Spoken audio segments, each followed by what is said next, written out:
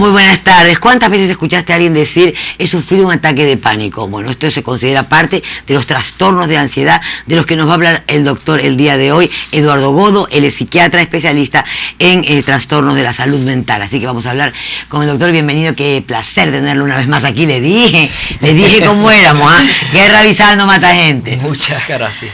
Doctor, yo no sé si es idea mía, pero yo hace años a nadie le escuchaba decir tengo ataque de pánico. Pero ahora todo el mundo dice que tiene ataque de pánico. ¿Qué es un ataque de pánico?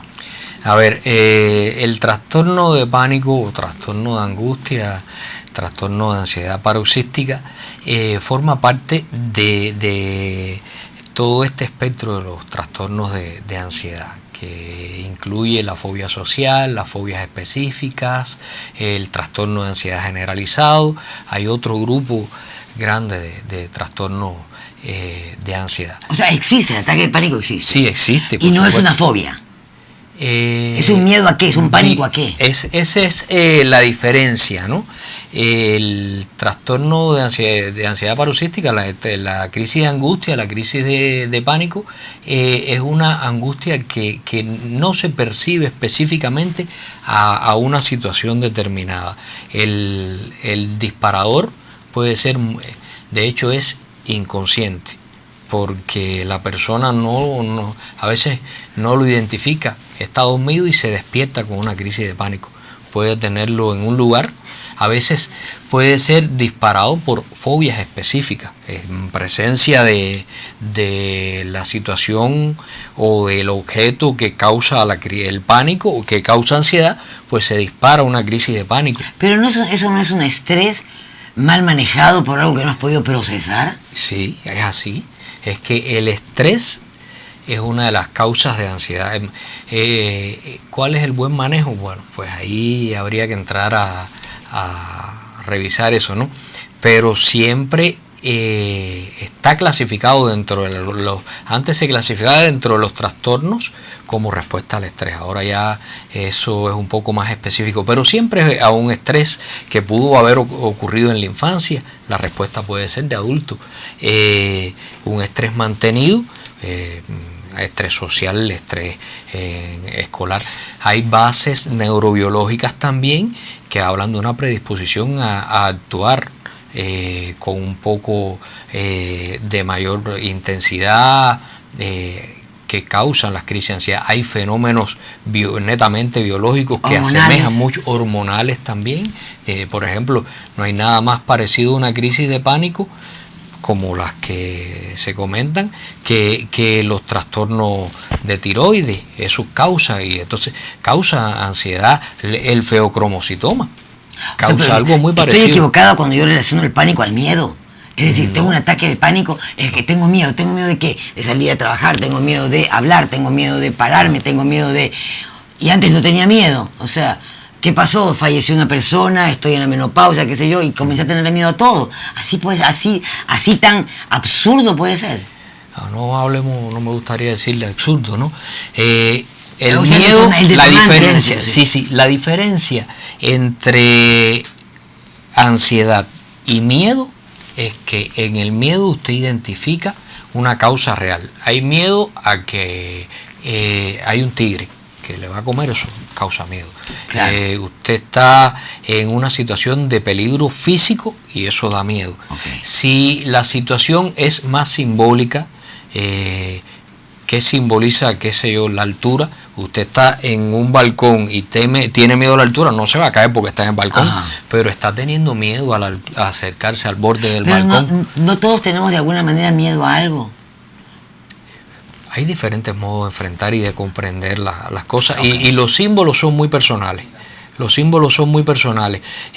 A veces la ansiedad se dispara por dos personas, por una riña en la esquina, y que me lleva a mí a recordar que en la infancia papá y mamá peleaban. Ok. ¿Cómo se cura un ataque de pánico? El ataque de pánico tiene, primero, hay muchos tipos de abordaje. Un psicólogo diría, bueno, vamos a dar psicoterapia. Es una de las primeras líneas y una de las primeras formas de enfrentarlo. Y además, y es la cura definitiva cuando se establecen mecanismos de aprendizaje, es el tipo de abordaje que prefiero, que nos lleven a comprender y a manejar la crisis de pánico. Eso lleva a atenuar los mecanismos de sobrerespuesta a esto y va a llegar el momento en que se logre el control. Y el psiquiatra dispone de mecanismos psicofarmacológicos que van a ayudar a atenuar. Lo que no quiere decir que el psiquiatra no use psicoterapia. La psicoterapia es importante porque esto está causado por mecanismos neurobiológicos también, pero esos mecanismos neurobiológicos también dependen de aprendizaje, de traumas, y hay formas de enfrentar estas situaciones que nos causaron un trauma que debemos reaprender para que nuestros mecanismos no se disparen con la crisis de ansiedad, con la situación traumatizante que nos provoca Claro, alguna vez alguien me hablaba del estrés y me decía, bueno, es nuestra reacción, nuestra manera de procesar lo que pasa en el entorno. Yo no puedo cambiar lo que pasa en el entorno. No. El tráfico tremendo, la lluvia, el desempleo, la pérdida de un ser querido, no sé, tantas cosas que tiene la vida en sí. Yo no puedo manejar esas cosas van a seguir pasando toda mi vida, pero la forma en que yo maneje ese tipo de cosas es lo que va a evitar que yo no tenga estrés. Exacto. Porque si yo permito que la falta de trabajo, la falta de dinero, el marido que te deja, el hijo que se queda en la materia, todo eso se me acumule, obviamente voy a terminar, qué sé yo, enferma de verdad. Por supuesto. Eso es un manejo personal. ¿Se cura, entonces, se puede decir que se curan todos estos trastornos de ansiedad? Con la edad está descrito que los mecanismos estos van atenuándose. Ahora, hay veces que el trastorno de ansiedad surge en edades avanzadas porque aparecen mecanismos de descompensación, pero sí se cura desde el punto de vista de que la persona aprende a manejarlo. Yo recuerdo siempre, no soy fanático de la literatura esta de autoayuda, sin embargo hay un símbolo que se usa en un libro que se llama el caballero de la armadura oxidada o algo de eso, que hablaba de un dragón que era uno mismo el que lo alimentaba con el miedo, y es el mismo mecanismo. Se aprende a no alimentar la ansiedad con nuestros propios mecanismos que son de poca adaptación, y el dragón disminuye hasta que desaparece. Tú puedes haber tenido una vida absolutamente normal, sin ningún tipo de ansiedades, y en un momento determinado explotar y presentarse un trastorno de la noche a la mañana.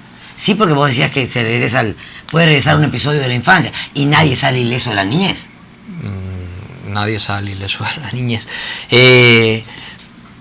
Bueno, puede ocurrir. Por lo general hay un patrón de respuesta que va ocurriendo durante toda la vida. Y hay personas que ante situaciones estresantes, digamos, de la infancia, una niñez traumática, hay personas, como dicen algunas personas, se le pone agrio el carácter, ¿no? Se hacen personas, a veces estas respuestas de agresividad o de personalidad más recia, en apariencia, responde a ansiedades. A veces la persona tiene nerviosismo, a veces se deprime. Son tipos de respuestas. De coraza, claro. Vamos a ir a un pequeño corte y lo vamos a hacer recordando las redes, ¿les parece? Nos vamos con la claqueta y tienen en Facebook Max TV Online S, en Instagram como Max TV Online-S, y el WhatsApp, que ya deberían habérselo aprendido, 09 99 98 81 41. Estamos en Médico Online y le estamos esperando. Hoy nos acompaña el doctor Eduardo Godo. No te vayas.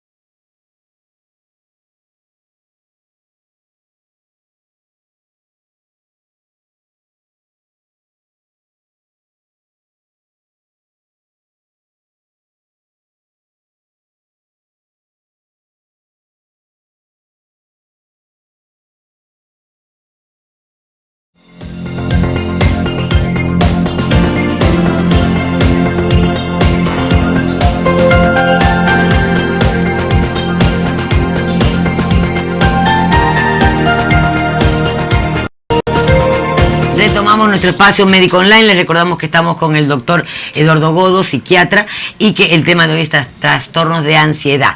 Y que además en pantalla ustedes van a ver todas las redes sociales para que puedan seguir al doctor, para que puedan comunicarse con él, hacer todas las preguntas del caso y ya saben dónde encontrarlo. Ahora sí, continuemos. ¿Qué se nos está escapando con relación a estos ataques de pánico? ¿Cuál otro es un trastorno de ansiedad? ¿Las fobias? Está la agorafobia también. ¿La qué? Agorafobia. A ver, ¿qué es eso? Que es el miedo a los espacios abiertos. Como está el miedo a los espacios cerrados, también hay personas que sufren el miedo a salir a lugares en los que se sientan vulnerables, en este caso, en los espacios abiertos. Ese es otro, que a veces se combinan. Una, dos fobias, una no va a quitar la otra, claro, sino que a veces se complican y puede haber agorafobia con un trastorno de pánico, porque se dispara el trastorno de pánico cuando está en el lugar ese. Y entonces ocurre así, o puede ocurrir por una fobia específica, la persona encerrada en un ascensor y que de pronto tiene claustrofobia, encerrado en el lugar ese, pues sufre una crisis de pánico. Eso está sí, alguna vez yo leí un listado de los nombres de las fobias. Impresionante, realmente me declaro ignorante en el tema. No, con nombres latines. Sí, es inmensa, porque la gente puede tener fobia a cualquier cosa. Sí. A cualquier cosa, definitivamente. Pero también las fobias se curan. Por ejemplo, yo tengo, a mí me causan mucha ansiedad los vehículos, la velocidad. Detesto la velocidad. Yo siempre digo que en alguna otra vida yo debo haber muerto en un accidente, porque de hecho no manejo ni a mi marido. Peor un carro, yo no manejo. Creo que si yo llego a atropellar una cucaracha me quedaré con eterna memoria la responsabilidad de haberlo hecho. Entonces yo no manejo. Y siempre digo eso, y mis hijos siempre cuando manejo con ellos, voy como frenando con el pie, como agarrándome de todos lados. Porque me da la impresión de que algo me pasó. ¿Aconseja o no hacer regresiones? Mis hijos me dicen, hazte una regresión, hipnotízate, porque a lo mejor con eso se te quita más. Son argentinos, ¿no? Son argentinos. Sí. Imagínate. Porque, ¿qué tiene que ver? A ver, cuéntame. El argentino que no se ha analizado no es argentino, ¿no? Dicen que el mejor negocio en Argentina es el psicoanalista. Sí. Que hay un psicoanalista para cada argentino, y ni así los entiendo. Y yo vengo de croata para remate. Entonces comprenderá que esa mezcla croata-argentina puede ser cualquier cosa. Sí, bueno, es un modo de abordaje que es válido también. Si da resultado, pues ¿sí? Funciona. ¿Pero usted cree o no cree en eso? Yo creo en lo que da resultado, y entonces cada uno tiene sus propios resultados. Las regresiones no son como muy peligrosas porque estás dejando en carne viva alguna cosa que no sabes tú si tiene costra o todavía pus. Eso es lo que a mí se me viene a la cabeza cuando pienso en una regresión. El método que yo trabajo y con que me he habituado, y además en el que me formé, tiene más que ver con trabajar hacia el futuro. Yo prefiero trabajar la posibilidad de cambiar lo que va a ocurrir, porque lo que ya pasó yo no lo sé cambiar. Lo más que se puede hacer es habituarnos a lo que ya nos sucedió y aprender a convivir con ese pasado, que sería el mecanismo del psicoanálisis. Me baso más, me gusta trabajar eso.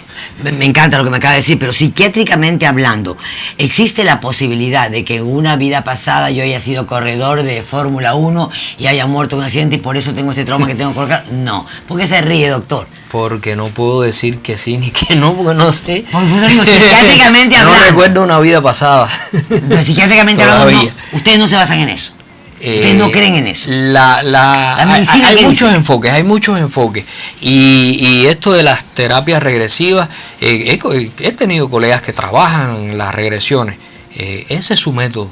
Cada uno usa el método que le va con su personalidad, con su escuela filosófica, y si le funciona, pues felicidades, muy bien. Si creen, si ese mecanismo terapéutico le funciona desde el punto de vista de que es su realidad y la realidad de la otra persona, y le funciona a ambos, felicidades, funciona. Está muy bien. Perfecto. Doctor, ¿debería medicarse a una persona que tenga trastornos de ansiedad? Es lo más fácil. Claro, es lo más fácil. Y de hecho, una crisis de pánico que la persona no puede controlar, es aconsejable Es tratarla y es válido. No es el tratamiento definitivo, no es que siempre va a estar tomando medicamentos, pero hay personas que tienen más dificultades para enfrentar la crisis de pánico. Pero la medicación no es no es como las personas piensan que va a crear la adicción. Eso también no es una adicción, no es una adicción. Incluso puede haber habituación física, pero no es necesario que la persona se pase la vida tomando el medicamento, sino que el medicamento se usa en circunstancias bien específicas y que están protocolizadas, y que se usa un grupo de medicamentos que van a ayudar a eliminar los síntomas agudos porque funcionan en la parte más aguda, y otros medicamentos van a ayudar a paliar y ayudar a que los cambios que vamos a ir haciendo o la habituación a los mecanismos terapéuticos estos que nos van a ayudar a enfrentar el trauma funcionen, porque cuando la crisis de pánico está, somos más vulnerables. Es muy difícil una persona que se está ahogando, usted le dice, no, respira despacio, no va a respirar despacio, va a necesitar mecanismos que sean específicos y que lo ayuden en ese momento a salir de la crisis. ¿Una persona débil es más propensa a tener trastornos de ansiedad o no? ¿Le puede pasar también a una persona de aparente, o no de aparente, de carácter fuerte o de una forma mucho más estructurada? A veces esto es bastante contradictorio, porque, a ver, ¿a qué llamamos débil? ¿Una persona que es sensible o una persona que tiene un carácter duro y no hablo de la sensibilidad, porque puede ser una persona firme y ser una persona supremamente sensible. Llorón. No, yo hablo de una persona débil, una persona muy vulnerable, claro, muy sugestionable, que no... Claro. Sí, está más la vulnerabilidad esta implica una respuesta sobredimensionada a los factores estresantes. Claro, porque no tiene un buen manejo. Claro, pero se aprende el manejo. Se aprende el manejo, claro. Bueno, la vida se encarga. Nadie nace Superman. Superman dice que vino a otro planeta, pero nadie nace Superman. Claro. Superman se hace. Y Superwoman. Es verdad. No, es que la vida te va cambiando, la vida te va enseñando, te va moldeando. No somos los mismos. Yo siempre digo, yo no soy una persona de mal carácter, pero sí soy una persona de carácter. Sin embargo, si me pongo a pensar en muchísimos temas, yo pensaba de una manera hace muchos años y las veía, creía que tenía un buen concepto de eso, y hoy por hoy, con la madurez, con los años, uno piensa totalmente diferente.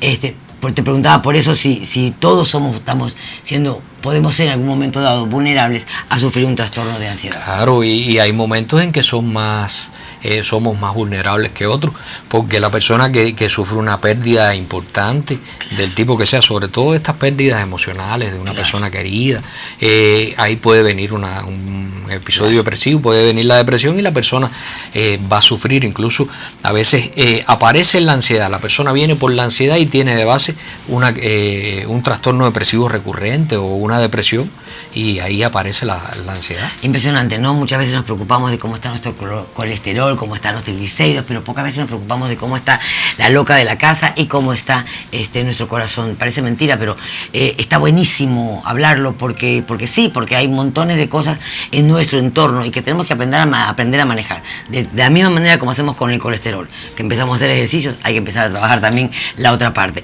Doctor Godo, gracias una vez más por haber estado con nosotros. Vamos a repetir nuevamente que en pantalla ustedes van a ver todas las direcciones para que lo puedan ubicar al doctor y obviamente despejar cualquier tipo de inquietud. Te recordamos que estamos en www.maxtvonline.com, que esto es Médico Online y que como siempre es un placer acompañarlos. Esperamos de verdad que les haya servido. La idea es ponernos en tus zapatos. Gracias, doctor. Gracias a usted.